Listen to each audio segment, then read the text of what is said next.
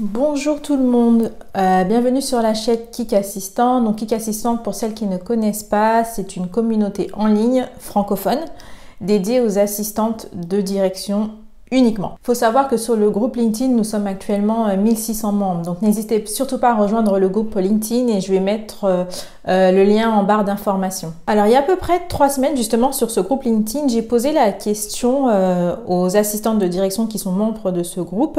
Faites-vous un point régulier avec votre manager? Et alors parmi les choix, il y avait oui toutes les semaines, oui et parfois le point saute, non seulement si nécessaire et non jamais de point. Alors il faut savoir que 51% des assistantes de direction ont répondu oui toutes les semaines. 18% ont répondu oui et parfois ils sautent. Et 23% ont répondu non seulement si nécessaire. Et 8% non jamais. Alors la majorité a répondu que oui. Et un grand nombre aussi a répondu que parfois le point saute. Alors il faut savoir que ce point, c'est un élément extrêmement important du poste d'assistante de direction. Si vous n'avez pas votre point régulièrement avec votre manager, ça va être très difficile de pouvoir suivre ses priorités, de pouvoir anticiper au mieux, de pouvoir l'aider au quotidien. Vous serez toujours on fire, c'est-à-dire que vous allez être toujours... oh mon Dieu, enfin éteindre carrément le feu. C'est-à-dire que vous allez être plutôt dans la réaction plutôt que dans la proactivité. Et c'est pas du tout ce qu'on veut lorsqu'on est assistante de direction. Parce que en effet, comment vous pouvez anticiper les besoins de votre manager ou même protéger son temps si vous ne connaissez pas ses priorités? C'est juste impossible. Alors le point peut sauter une fois de temps en temps si votre manager est en déplacement en dernière minute. Si vous êtes malade, en fait, il faut qu'il soit déplacé en cas extrême. Et sachez que ce point, vous ne devez jamais le retirer. Vous êtes aussi importante qu'une autre personne de l'équipe. C'est-à-dire si vous pensez par exemple que votre manager, vous devez absolument trouver du temps, je ne sais pas, pour votre manager et son N+1, par exemple, s'il n'est pas le PDG, bien sûr, ou alors si le PDG sont N-1, etc., sachez que vous êtes aussi importante que ces deux personnes-là, parce que vous êtes employé aussi pour la réussite de votre manager et donc la réussite de l'entreprise. Et j'ai souvent vu des assistantes, et moi-même je l'ai fait auparavant, où elles se disent, ou moi-même je me disais, bon, de toutes les façons, cette personne-là est plus importante que moi, donc je vais lui donner mon créneau, et puis on verra ce qui se passe après. Et en général, on donne le créneau. Et c'est un cercle vicieux, c'est qu'on va donner le créneau à chaque fois. On va abandonner notre créneau. Le manager, en plus, lui-même peut retirer le créneau. Mais alors, c'est vraiment une chose à ne jamais faire. Donc moi, ce que je vous conseille, c'est de vraiment partir sur de bonnes bases avec votre manager. Si vous ne le faites pas régulièrement ou si votre point saute, ayez une discussion avec lui et dites-lui qu'à partir de maintenant, vous voulez votre point hebdomadaire avec lui donc, ou elle pour au moins 30 minutes par semaine. Le mieux, honnêtement, c'est 2 fois par semaine. Peut-être vous pouvez séparer les 30 minutes en 20 minutes. 20 minutes le mardi, 20 minutes le jeudi, etc. Mais il faut au minimum, je dirais, 30 minutes par semaine. C'est extrêmement important. Comme je le disais, l'assistante de direction se doit d'avoir une relation assez étroite avec son manager. Et cette relation-là passe forcément par des points réguliers avec son manager. Et pas forcément, vous savez, des points où on va discuter de « alors il faut que tu signes ça, il faut que tu t'enregistres pour ça » ou est-ce que tu as besoin de photocopies pour ça? Non, quand on fait un point avec son manager, c'est vraiment un point stratégique. On parle des objectifs, des priorités et pas des petites tâches annexes comme cela. Les petites tâches annexes, ça, vous pouvez en parler au quotidien. Vous envoyez un petit email et vous dites oui, est-ce que tu peux me signer ça? Est-ce que tu peux faire ça? Est-ce que tu peux faire ça? À la limite, faire un petit rappel à la fin dans le point, mais un point, c'est pas fait pour discuter des choses urgentes en fait. C'est vraiment fait pour discuter des choses pour pouvoir être plus proactive et pour pouvoir mieux anticiper la charge de travail de votre manager et votre charge de travail. Donc moi, ce que je préconise, c'est 30 minutes par semaine minimum. Donc avec chacune des personnes que vous assistez, si vous en assistez qu'une personne, mais tant mieux. Pour ma part, ce que je fais, c'est 15 minutes 3 fois par semaine. Donc je fais 15 minutes le lundi, 15 minutes le mercredi et 15 minutes le vendredi. Après, parfois, ça peut déborder. Mais j'essaye de vraiment de garder ces créneaux-là. Même si j'ai rien à dire au final. Hein. Ça peut être un créneau où je vais rien à dire, mais ça peut être un créneau qui va nous permettre de juste renforcer notre relation. Où je vais lui demander, ben, alors tes enfants, ou moi je vais raconter ma vie aussi. Hein. Mais c'est important de garder ce contact-là privilégié entre l'assistante et son manager. Bon, maintenant, on va parler au fait des avantages justement de faire des points réguliers. Il y a plusieurs avantages à faire des points réguliers. Donc, le premier avantage, c'est que vous gagnez au final la confiance de votre manager. Parce que comme je vous disais, vous apprenez à vous connaître tous les deux. Et cette personne-là sait qu'elle peut vous faire confiance. Et plus vous faites de points, plus la relation se renforce. C'est comme une relation de couple. Je sais, je dis toujours que je compare toujours la relation d'assistante et de manager à une relation de couple. Mais c'est tellement ça. C'est que si il n'y a pas d'alchimie entre vous deux, ça ne marchera pas. Vous pouvez être la meilleure assistante au niveau pratique. Vous excellez dans tout ce que vous faites. Si vous deux, vous ne vous entendez pas, c'est mort. Je pense que ça, plusieurs personnes l'ont déjà vécu. Et moi également, je l'ai vécu. Ou des fois, ça passait pas. Ben, je suis partie, ça ne passe pas, ça ne passe pas. C'est tout, les deux manières de travailler ne fonctionnent pas. Le deuxième avantage, c'est que ça vous permet d'anticiper les besoins de votre manager. Donc, comme je vous disais, durant votre point, vous allez discuter des priorités du moment, des priorités à venir. Donc, vous allez pouvoir anticiper sans que la personne vous demande quoi faire. S'il vous dit je sais pas, tel événement m'intéresserait bien, mais je ne sais pas si je vais y aller ou quoi, vous pouvez déjà anticiper sur les vols, sur le reste de la semaine, ne rien planifier au cas où à ce moment-là, anticiper sur sa vie de famille aussi. Le troisième avantage, c'est que ça va aider votre manager à atteindre ses objectifs. Comme tout exécutif, ils ont des objectifs. Même le PDG a des objectifs à réaliser. Ou alors, en tout cas, les objectifs de l'entreprise. Ça peut être acquérir un tel ou tel nombre de clients pour l'entreprise. Ça peut être faire tel ou tel chiffre d'affaires. Ça peut être objectif de réduire les coûts. Bref, on a tous un objectif au fait. Et le fait de faire ces points-là, ça va vous permettre d'aider votre manager à atteindre ses objectifs. Et ces objectifs, au final, ce sont vos objectifs. C'est ce qu'il ne faut jamais oublier. Vous travaillez vraiment ensemble pour un but commun.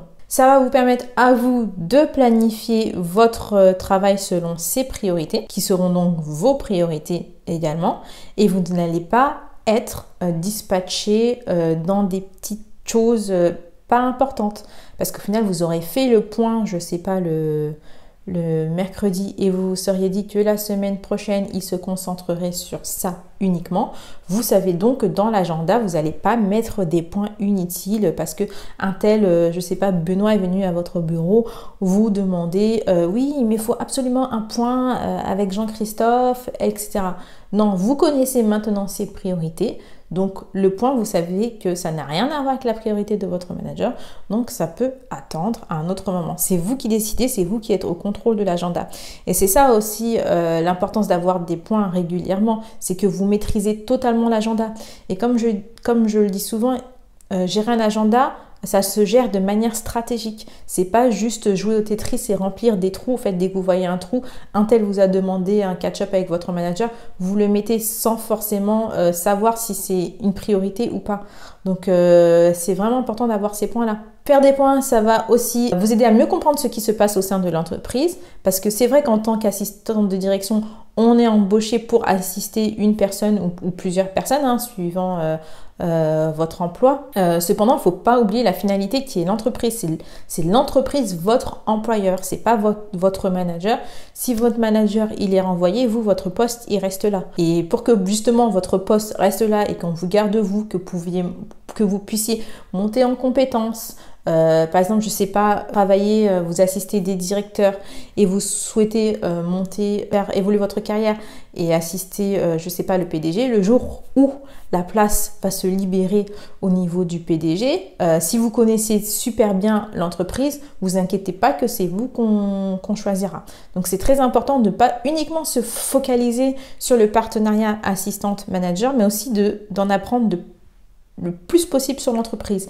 Et c'est ces points réguliers avec votre manager qui vont vous permettre d'en apprendre sur l'entreprise. Parce que mieux comprendre ce qui se passe au sein de l'entreprise, moi je vais vous donner un exemple au fait. C'est que moi j'ai toujours été assistante de direction d'une personne, j'ai toujours travaillé en collaboration avec soit le PDG ou soit les membres du comité exécutif, etc. Mais j'ai toujours souhaité aussi avoir une place au sein de l'entreprise autre qu'être l'assistante de. Donc je m'impliquais souvent quand il y avait besoin d'organiser d'événements d'entreprise et qui manquait de main d'œuvre. J'étais toujours là, il n'y avait pas de souci, organiser des dîners, pareil, créer des communautés. Par exemple, il n'y avait pas de communauté de parents, donc j'ai tenu à créer cette communauté-là et être en lead, c'est-à-dire manager cette communauté. Et comme je vous dis, c'est ce qui vous permet aussi d'avoir une certaine influence au sein de l'entreprise, et également d'être vu, tout simplement. Bien sûr, on ne va pas, si vous n'avez pas la capacité, vous n'avez pas la capacité.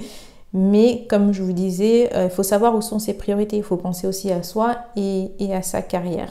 Le fait d'avoir des points réguliers avec votre manager, c'est ce qui va aussi vous permettre de développer votre sens des affaires. Comment? Tout simplement, il va utiliser certainement un jargon très particulier avec vous, parce que souvent, quand on assiste des managers, parfois on se dit « je comprends rien ce qu'ils me racontent », surtout si vous travaillez pour une société dans la finance ou autre qui a un jargon assez particulier, c'est pas toujours évident de comprendre, et parfois on se dit juste en tant qu'assistante, bon, moi je me concentre sur tout ce qui est logistique, sur tout ce qui est agenda, etc. Mais bon, le reste, je comprends pas tout, mais c'est pas grave. Donc ça, non, jamais. Il faut toujours essayer de comprendre et de développer son sens des affaires.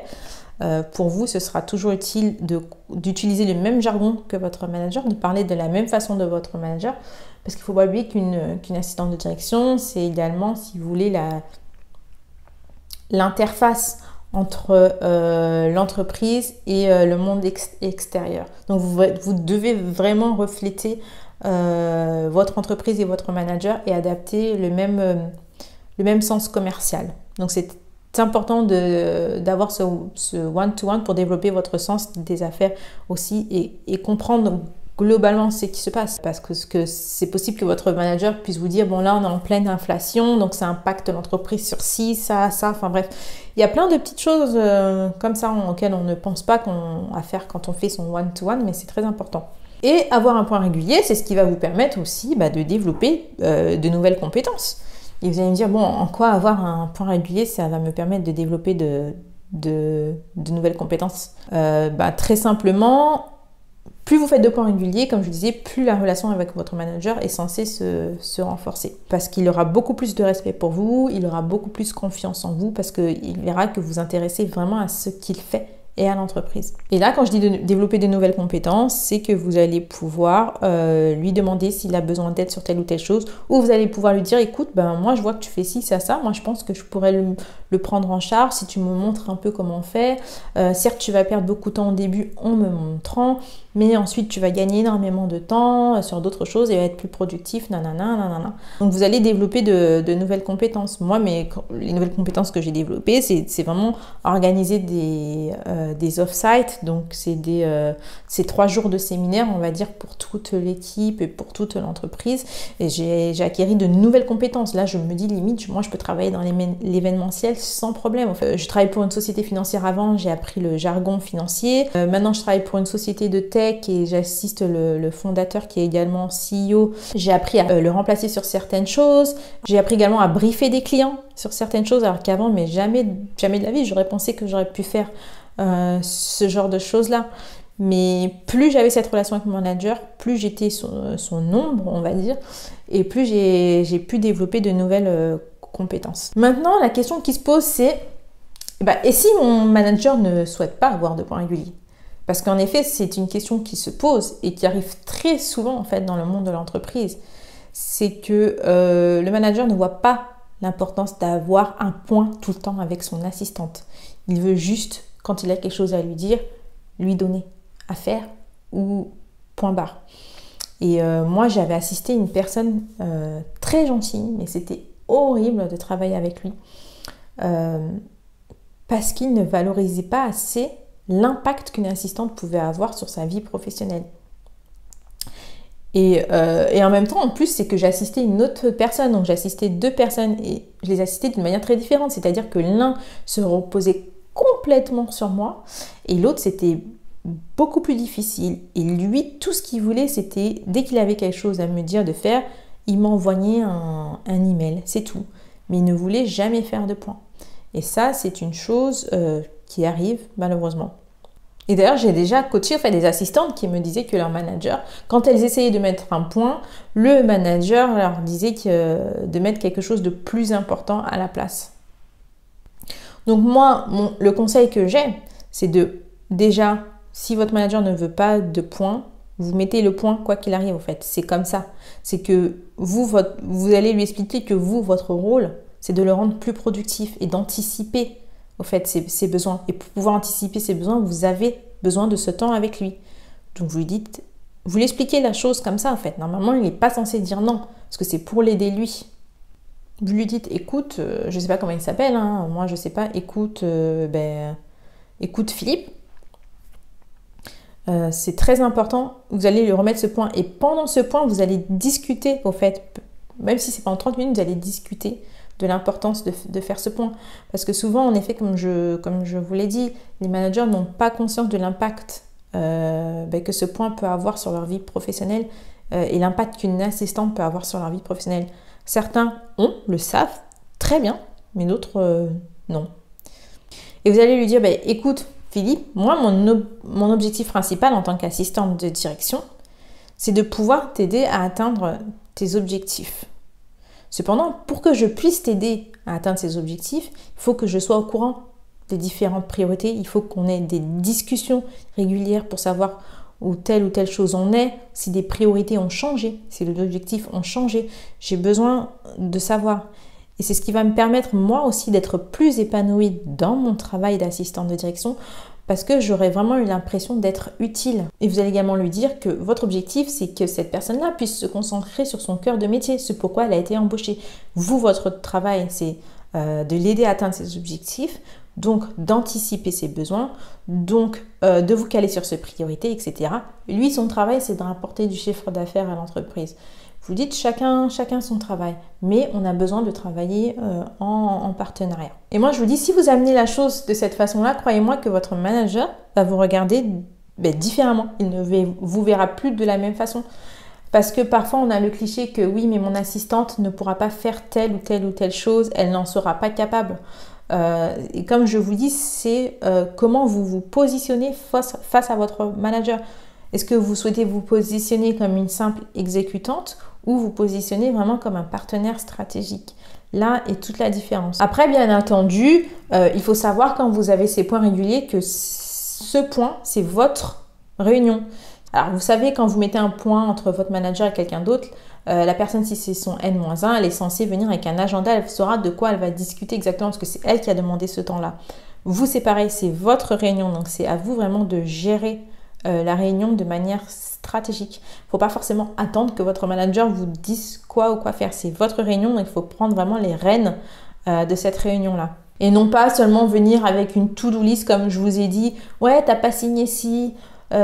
Oui, un tel a dit qu'il ne pourra pas venir tel jour. Bref, non, c'est pas fait pour ça. Il faut vraiment venir avec un agenda structuré. Et toujours garder en tête le côté stratégie, le côté objectif, le côté priorité, le côté chiffre d'affaires, etc. Alors bien sûr, ces choses-là, ça ne vient pas du jour au lendemain. C'est des choses sur lesquelles il faut travailler et ça demande du temps et de la persévérance. Cependant, moi, je vous assure que le jeu en vaut réellement la chandelle pour que vous puissiez être épanoui dans votre rôle d'assistante de direction. Donc, si vous voulez en savoir plus, moi, c'est des détails que j'enseigne durant mes formations. Donc, n'hésitez pas à me contacter à mon adresse email que je mets également un barre d'informations. Je coach différentes assistantes. Donc, parfois, les assistantes coaching est pris en charge par leur entreprise. C'est ce qu'il y a de mieux à faire dans tous les cas parce qu'au final, c'est l'entreprise qui a besoin de vos compétences. Donc, toute formation, je vous conseille toujours, si vous le pouvez, de vous la faire payer par votre entreprise. Et quand je coach les différentes assistantes, je les coach justement à avoir un one-to-one stratégique avec leur manager, avoir un agenda bien planifié lors de ces réunions, etc. J'enseigne vraiment aux assistantes qui veulent passer justement le cap au-dessus à devenir des assistantes de haut niveau. Et pour être assistante de haut niveau, ça passe justement par la compréhension que vous devez former un partenariat avec votre manager et donc avoir des points réguliers. Alors j'espère que cette vidéo vous aura plu et si vous avez des questions ou si vous aimeriez que je fasse des vidéos sur un autre sujet, n'hésitez surtout pas. Merci beaucoup.